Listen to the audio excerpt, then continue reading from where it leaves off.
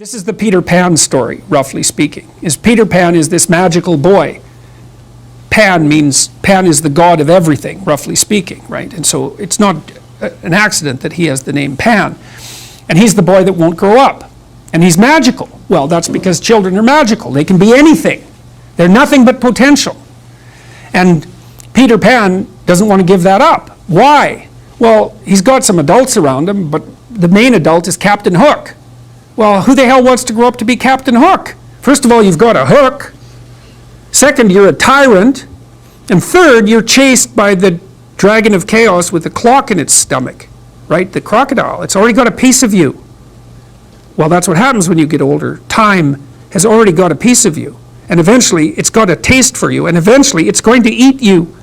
And so Hook is so traumatized by that he can't help but be a tyrant. And then Peter Pan looks at traumatized Hook and says, well, no, I'm not sacrificing my childhood for that. So that's fine, except he ends up king of the Lost Boys. In Neverland, well, Neverland doesn't exist, and who the hell wants to be king of the Lost Boys? And he also sacrifices the possibility that he'll have a real relationship with a woman, because that's Wendy, right? And she's kind of conservative, middle-class, London-dwelling girl. She wants to grow up and have kids and have a life. She accepts her mortality. She accepts her maturity. Peter Pan has to content himself with Tinkerbell. She doesn't even exist. She's like the fairy of porn. She doesn't exist. She's the substitute for the real thing. And so, but the dichotomy that you're talking about is very tricky because there's a sacrificial element in maturation, right? You have to sacrifice the pluripotentiality of childhood for the actuality of a frame. And the question is, well, why would you do that? Well, one reason is it happens to you whether you do it or not. You can either choose your damn limitation, or you can let it take you unaware when you're 30, or even worse, when you're 40. And then that is not a happy day. And I see people like this, and I think it's more and more common in our culture because people can put off maturity without suffering an immediate penalty. But all that happens is the penalty accrues, and then when it finally hits, it just wallops you, because when you're 25, you can be an idiot. It's no problem. Even when you're out in a job search, it's like, well, you don't have any experience and you're kind of clueless. It's, yeah, you're young, it's no problem. That's what young people are like, but they're full of potential. Okay, well, now you're the same person at 30.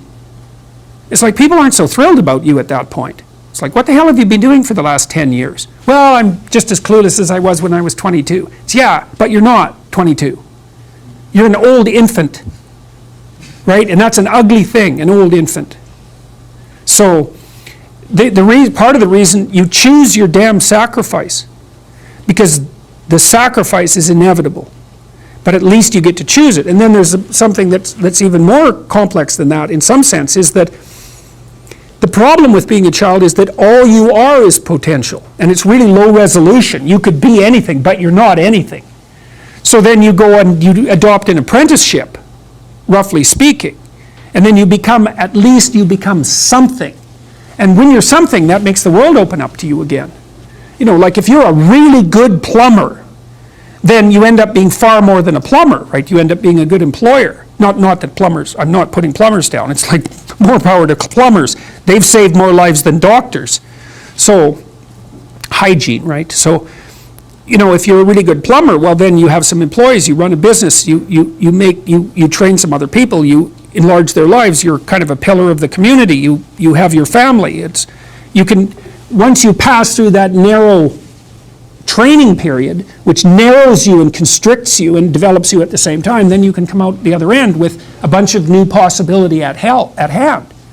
And Jung talked about that. He thought that part of the proper path of development in the last half of life was to rediscover the child that you left behind as you were apprenticing. And so then you get to be something and regain that potential at the same time.